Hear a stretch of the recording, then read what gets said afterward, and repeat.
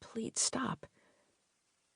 There was a figure standing in the middle of the bridge, almost camouflaged by the twilight. A hooded person wearing an orange backpack. It was the strange, bent-over posture of the figure that had made him slow down. But it was the child the person was holding that had made him stop. A boy he estimated to be 8 or 9 years old hung limply over the side of the bridge, while the person with the backpack held the fabric on the shoulders of the boy's down jacket.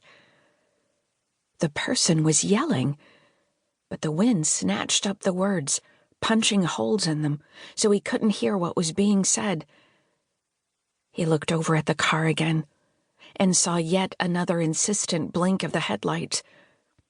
He needed to hurry now, but he looked down at the bridge again. Then the figure let go of the boy. Chapter 2. The clinic entrance was through the back side of an ivy-covered building that leaned curiously against the wall around Frederick VIII's palace. From the window of the waiting room, Heloise Kaldan could see the top of the marble church's frost-stained dome, and the guards in the palace square, who were parading back and forth in front of Amelia Bohr Palace like loose-limbed sleepwalkers in a snow globe. She reached for a fashion magazine and swung one foot back and forth nervously as she browsed through it. Adrenaline tingled at the ends of her nerves, and her eyes roved absent-mindedly over the fashion reports and articles about skincare regimens. Shallowness and the glorification of teenage anorexia wrapped up in pastel colors. Who the hell reads this garbage? She tossed the magazine aside and looked around the waiting room. The whole room looked like something right out of some Californian interior design magazine. It was decorated in white and cognac-colored hues, punctuated only by succulents in oversized clay pots. The walls were adorned with posters and lithographs of all shapes and sizes, hung so closely together that you could just barely glimpse the asphalt-colored wall behind them. The floor was covered with a cream-colored Berber rug, which tied the room together in one final stylish touch. The whole thing was so delightful that you'd almost be able to forget why you were there. Almost. There were 2 other patients in the waiting room, a gaunt elderly man and a young girl with milk-white skin and big silvery gray eyes. Heloise estimated her age to be no more than 18, and hoped that the girl had come to the clinic for some purpose other than her own. A tall blonde man in white canvas pants and a mint-green t-shirt stuck his head into the room, and the girl across from Heloise immediately sat up straighter in her chair.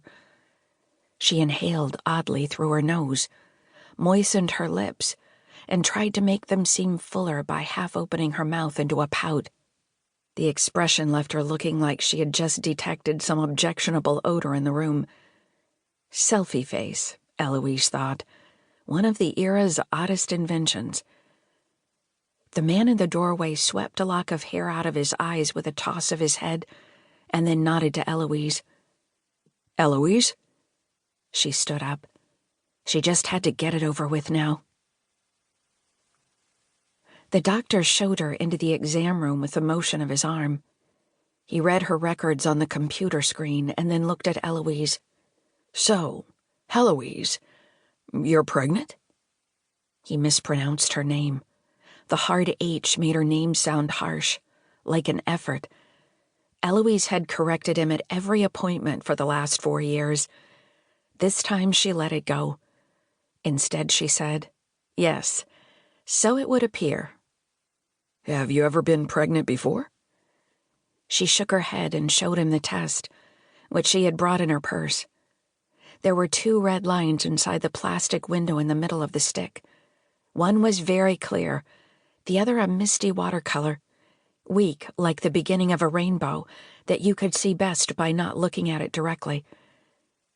The doctor looked at the test and nodded. "Yes, it looks positive. And am I to understand that this doesn't suit you well?" "It wasn't part of my plan, no." He nodded.